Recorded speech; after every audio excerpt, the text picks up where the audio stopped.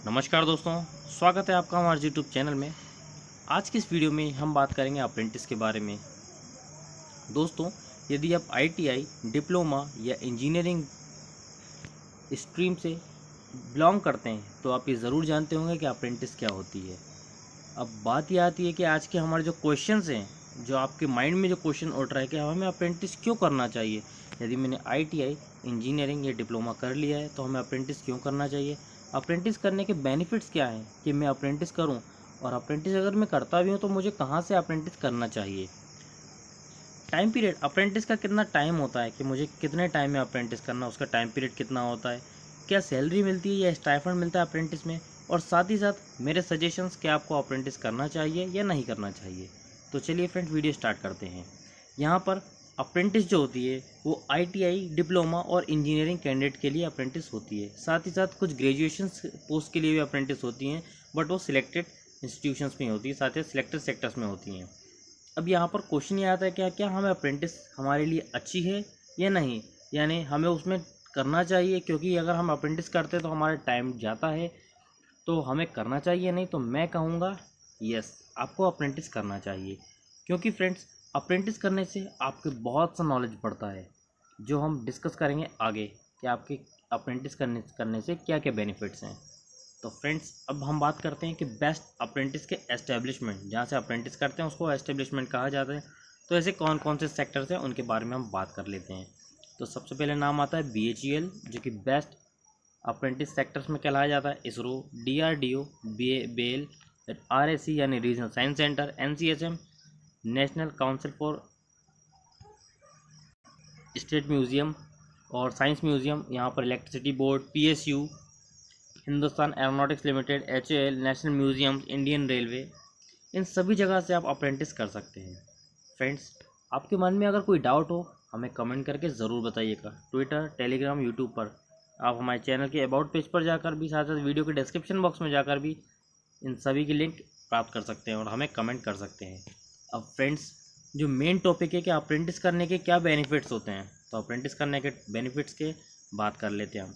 सबसे पहले तो आपका नॉलेज बढ़ता है। आप जिस डिपार्टमेंट में भी अगर काम करते हैं, इनकेस अगर आप बीएचईएल में काम करते हैं, तो वहाँ पर आप जिस भी ब्लॉक में होंगे तो वहाँ पर आपको नॉलेज मिलेगा उस डिपार्टमेंटल वर्क का, जो वहाँ पर डिपार्टमेंट में काम होता है। Next, priority in recruitment as a experience. यदि आप मान लीजिए आपने बीएचईएल से अप्रेंटिस कंप्लीट की या किसी सेक्टर से आपने अप्रेंटिस कंप्लीट कर लेते हैं अप्रेंटिस, तो उसके बाद आप नेक्स्ट जब आपका रिक्रूटमेंट होता है ना, तो आपको प्रायोरिटी दी जाती है। एक फ्रेशर कैंडिडेट होता है और एक अप्रेंटिस होल्डर कैंडिडेट होता है। अप्रेंटिस होल्डर का मतलब होता है वो एक एक्सपीरियंस है इन अ पर्टिकुलर फील्ड। यदि आपने किसी फील्ड से, या आपने इंजीनियरिंग की है, आईटीआई किया है, डिप्लोमा किया है, आपने जिस भी स्ट्रीम से अपना सर्टिफिकेट लिया, उसमें आप अप्रेंटिस जब करते हैं तो आपके पास 1 साल का एक्सपीरियंस आ जाता है।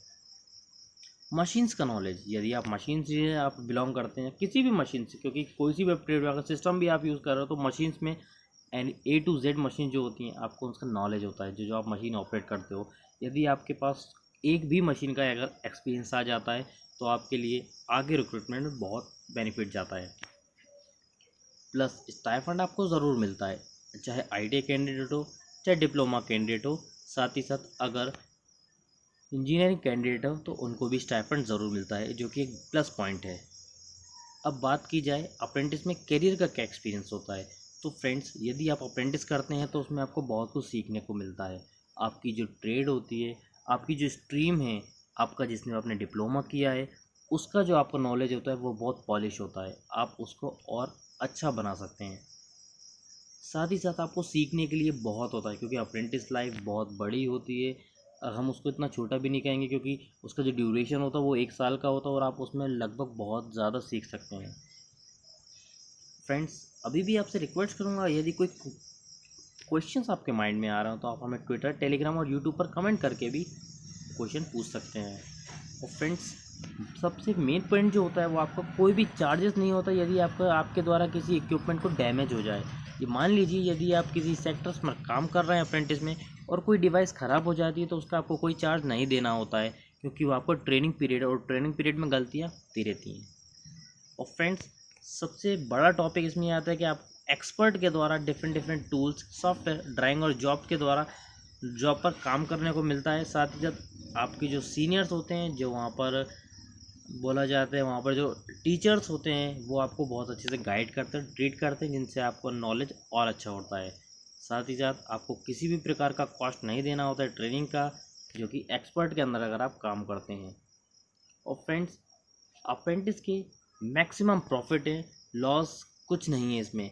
बट अगर लॉस में अगर आप डीमोटिवेट होकर देखते हैं तो आपका सिर्फ टाइम जाएगा। और फ्रेंड्स, जब तक हम टाइम स्पेंड नहीं करते हैं, जब तक हमें प्रॉफिट नहीं होता है, ना ही हमें कोई नॉलेज गेन होता है। और फ्रेंड, अप्रेंटिस करने के बेनिफिट है, आपकी स्टडी भी होती है, साथ ही साथ में अर्निंग भी होती है, और उसके बाद गेनिंग होती है। अब फ्रेंड, आप कहेंगे अर्निंग और गेनिंग एक ही तो हुआ, बट फ्रेंड, अर्निंग का मतलब होता है कमाई, जो आपको स्टाइपेंड मिलता है, लेकिन गेनिंग का मतलब होता है आपको जो नॉलेज वहाँ से मिला है। तो यहाँ पर गेनिंग का मतलब ये है कि आपको अप्रेंटिस करने से क्या क्या सीखने को मिला। अब फ्रेंड्स, गवर्नमेंट अप्रेंटिस सेक्टर्स हम बात कर लेते हैं, कितने गवर्नमेंट अप्रेंटिस के सेक्टर्स हैं। तो यहाँ पर जैसे हमने आपको पहले ही बताया था, Hindustan aeronautics limited, DRDO, Bharat electronics limited, BEL, ONGC, BSNL, ISRO, power grid, NCSM, Indian oil, NPCIL, etcetera etcetera, NTPC, coal India, SAIL, GAIL limited. तो फ्रेंड्स, ये सब हैं गवर्नमेंट इंस्टीट्यूशन जहाँ से आप अप्रेंटिस कर सकते हैं, जो कि बेस्ट रहेगा आपके लिए, जिनका सर्टिफिकेट अगर आपको मिल जाता है तो इवन ये कि आपके लिए एक्सपीरियंस के लिए बहुत काम में आएगा। अब अप्रेंटिस में जो बेनिफिट एक और वो स्टाइपेंड, जैसा कि मैंने आपको बताया था, जो स्टाइपेंड मिलता है।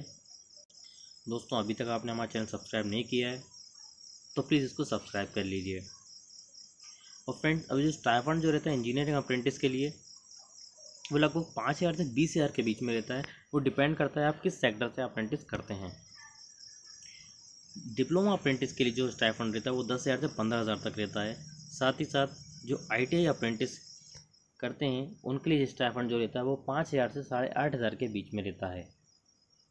ITI अप्रेंटिस का जो टाइम पीरियड होता है वो फ्रेंड 1 से 2 साल के बीच का होता है। अप्रेंटिस करने के बाद आपको एक सर्टिफिकेट दिया जाता है, जिसकी वैल्यू ऑल ओवर इंडिया रहती है, क्योंकि अप्रेंटिस करने के बाद आपके पास एक्सपीरियंस हो जाता है, जिसका आप यूज़ कर सकते हैं आगे रिक्रूटमेंट में। तो फ्रेंड्स, आई रिक्वेस्ट, कमेंट ज़रूर कीजिए, किसी भी प्रकार का डाउट हो हम रिप्लाई ज़रूर करें। फ्रेंड्स, आप हमें ट्विटर, टेलीग्राम और यूट्यूब पर फॉलो कर सकते हैं। और फ्रेंड्स, अगर आपने हमारे चैनल को सब्सक्राइब नहीं किया तो सब्सक्राइब कीजिए, जिससे आपको लेटेस्ट वैकेंसी अपडेट प्राप्त हो सके। साथ ही साथ और अच्छी अच्छी न्यूज़ आपको अपने हमारे चैनल के द्वारा प्राप्त हो सके।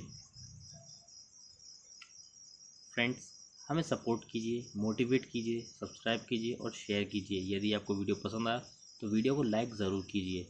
और फ्रेंड्स, इस वीडियो में इतना ही। वीडियो पसंद आया तो लाइक ज़रूर कीजिए और दूसरों के साथ इसको शेयर ज़रूर कीजिए। तो फ्रेंड्स, इस वीडियो में इतना ही। जय हिंद, जय भारत।